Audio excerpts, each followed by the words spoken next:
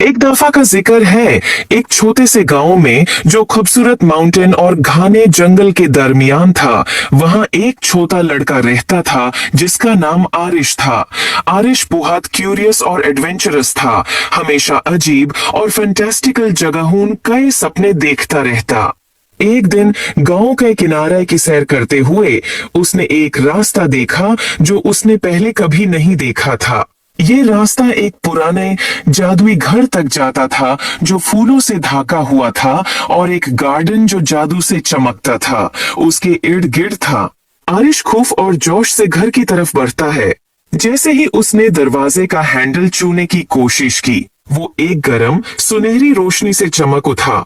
दरवाजा खुद ब खुद खुल गया, जैसे कि वो उसको बुलाता हो। अंदर घर अजीब और शानदार चीजों से भरा हुआ था।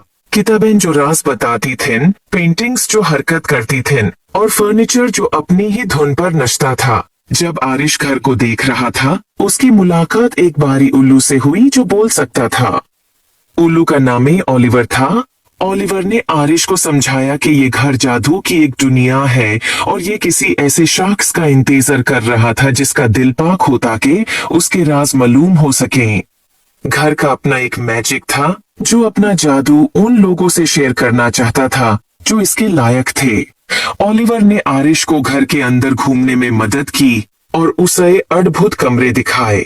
एक गार्डन जहां फूल मिलकर गाते थे, एक लाइब्रेरी जहां हर किताब एक अलग दुनिया का दरवाजा थी और एक रसोई जहां मसाले और इंग्रेडिएंट्स खुद नाच कर खाना बनाते थे।